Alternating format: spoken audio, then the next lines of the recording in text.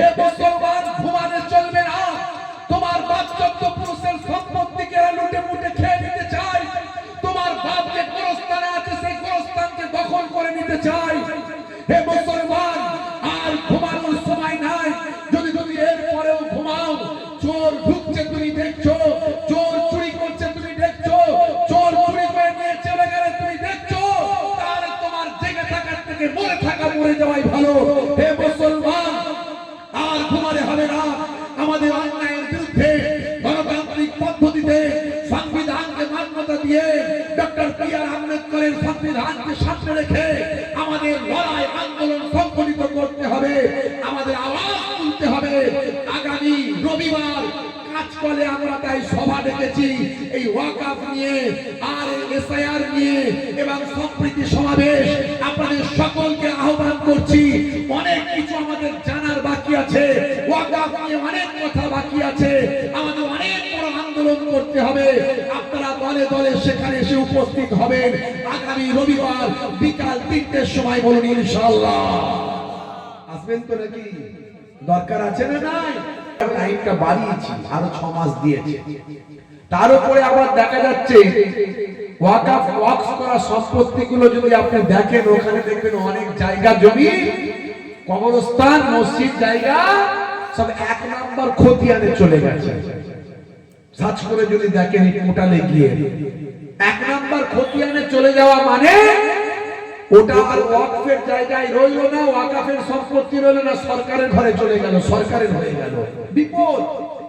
কি লাইন ধরেছে, লুটে পুটে নিয়ে নেবে আমাদের জায়গা। কি বিপদ! আমার বাপ চোদ্দ পুরুষের আমাদের দেওয়া সম্পত্তি, বাপ চোদ্দ পুরুষের দেওয়া সম্পত্তি আমাদের গরিব দুস্থ মানুষের উপকারের জন্য, সেই সম্পত্তি এমনি তো সব লুটে পুটে খেয়ে নিচ্ছে। সব যেটুকু আছে সেটুকু রাখতে চায় না।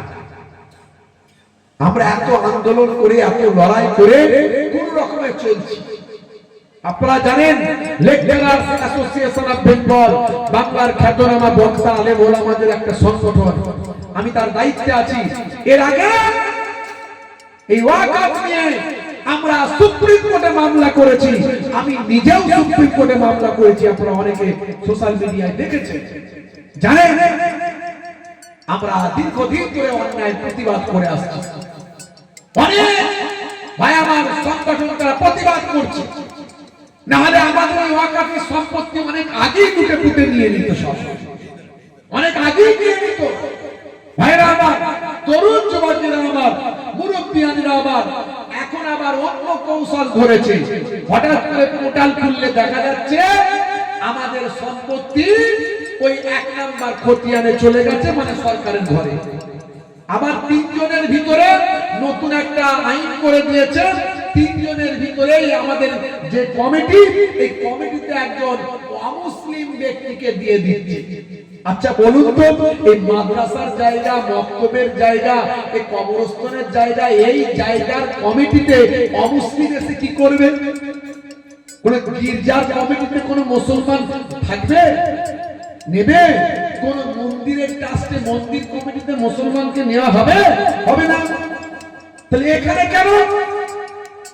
ভাইরা আমার, তরুণ যুবকেরা আমার, এরা যে কি চক্রান্ত করছে, কি কৌশল করছে, আমরা এর তীব্র নিন্দা করি, এর প্রতিবাদ জানাই। ওয়াকফের সম্পত্তি আমাদের পূর্বপুরুষের রেখে যাওয়া সম্পত্তি। এই সম্পত্তিকে বাঁচানোর জন্য আমাদের যত যা কিছু করতে হয় করতে হবে। হে মুসলমান, ঘুমালে চলবে না। তোমার বাপ চোদ্দ পুরুষের সম্পত্তিকে লুটে মুটে খেয়ে নিতে চায়। তোমার বাপ যে গোরস্থানে আছে সেই গোরস্থানকে দখল করে নিতে চায়। হে মুসলমান, আর ঘুমানোর সময় নাই। যদি তুমি এর পরেও ঘুমাও, চোর ঢুকছে তুমি দেখছো, চোর চুরি করছে তুমি দেখছো, চোর চুরি করে নিয়ে চলে গেলে তুমি দেখছো, তাহলে তোমার জেগে থাকার থেকে মরে থাকা, মরে যাওয়াই ভালো। হে মুসলমান, আর ঘুমালে হবে না।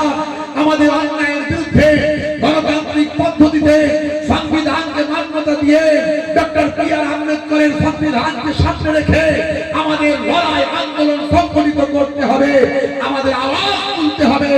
আগামী রবিবার কাজকলে আমরা তাই সভা ডেকে দেখেছি এই ওয়াকফ নিয়ে আর এসআইআর নিয়ে এবং সম্প্রীতি সমাবেশ আপনাদের সকলকে আহ্বান করছি।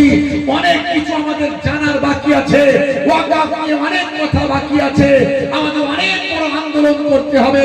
আপনারা দলে দলে সেখানে এসে উপস্থিত হবেন আগামী রবিবার বিকাল 3টের সময়, বলুন ইনশাআল্লাহ। আসবেন তো নাকি? দরকার আছে না নাই? যেরকম দরকার আছে না নাই? আমার ঘুমিয়ে থাকলে চলবে না। আমরা সুন্দরভাবে সরকারকে বলবো, পোলাইট ভাবে, মিষ্টি ভাষায়, ভালোবেসে, যে আমরা তো তোমাদের উপর ভরসা রেখেছি। রাজ্য সরকারকে আমরা বোঝাবো, এতদিন পর্যন্ত তোমাদের সঙ্গে আছি, আমাদের সঙ্গে খেলা খেললে তখন আর পার্টি পলিটিক্স আমরা দেখবো না। তখন আমাদের ঘরের ছেলেগুলো আগে পার্টি দেখবে না, আগে অবস্থান দেখবে। কথা ঠিক না? হ্যাঁ, সবটাই তোমাদেরকে উজাড় করে দিয়েছি, আমাদের সঙ্গে খেলা খেলো না। আর কেন্দ্রকে আমরা বলে দেবো হুঁশিয়ার, আমাদের সম্পদের উপর তোমাদের চোখ পড়েছে। যারা আমাদের বাপচোদ্দ পুরুষের সম্পদের উপর চোখ পড়ে, তাদের চোখকে আমরা ছিনিয়ে দেব। এই ক্ষমতা আমাদের আছে। মুসলমান আগের মতো ঘুমিয়ে নাই। হে যুবক, আপনাকে জাগতে হবে, আপনাকে আপনার সম্পত্তি অধিকার বুঝে নিতে হবে। বন্ধুরা আমার, পারবো তো ইনশাআল্লাহ নাকি? এই পারবো তো নাকি? এই বড় পারবো পারবো পারবো। হাত তুলে দেখান যদি নারে তাকবীর, নারে তাকবীর, নারে রিসালাত, সিলসিলা হল মুজাহিদুস জামান, মাটি কুমড়া গ্রামের ইশারে সাথ, নারে তাকবীর।